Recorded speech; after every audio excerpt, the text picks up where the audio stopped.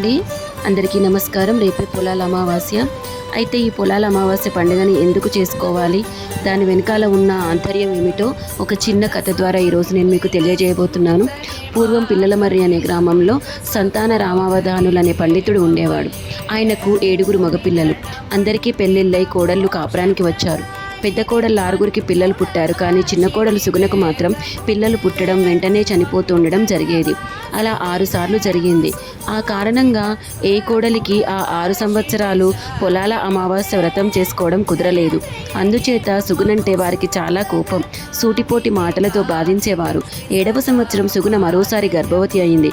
ఈసారి సుగుణను పిలవకుండా వ్రతం చేసుకోవాలని పెద్ద కోడళ్ళు నిర్ణయించుకున్నారు. సరిగ్గా శ్రావణ అమావాస్య నాడు సుగుణకు ప్రసన్నమై మృత శిశువును జన్మించింది. ఈ సంగతి తోటికోడళ్లకు తెలిస్తే తనను వ్రతానికి పిలవరని తలచి చనిపోయిన బిడ్డను తన గదిలో దాచి ఎవరికీ అనుమానం రాకుండా తన కడుపు దగ్గర చిన్న గుడ్డల మూట ఉంచి తన తోటికోడళ్లతో కలిసి పొలాల అమావాస్య వ్రతాన్ని ఆచరించింది. ఆ తర్వాత తన ఇంటికి వచ్చి మరణించిన తన పుత్రుణ్ణి ఎత్తుకొని కన్నీటితో శ్మశానానికి వచ్చి గతంలో తన పుత్రుల సమాధుల దగ్గర కూర్చొని కన్నీరు మున్నీరుగా విలపింపచాయింది. అప్పటికి బాగా చీకటి పడింది. ఆ సమయంలో గ్రామ సంచారానికి బయలుదేరిన పొలాలమ్మదేవి సుగుణ దగ్గరికి వచ్చి ఎందుకు రోధిస్తున్నావని అడిగింది. సుగుణ తన కన్నీటి కథను వివరించి చెప్పింది. అప్పుడు పొలాలమ్మదేవి జాలిపడి, సుగుణ బాధపడకు, నీ పుత్రుల సమాధుల దగ్గరికి వెళ్ళి ఏ పేర్లైతే నీ పిల్లలకు పెట్టాలనుకున్నావో ఆ పేర్లతో వారిని పిలువు అని చెప్పి మాయమైపోతుంది.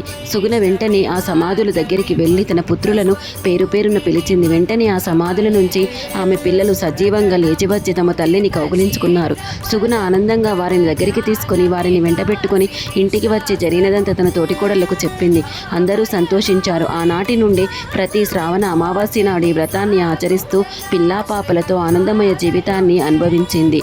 ఓం దుమ్ దుర్గాయై నమః.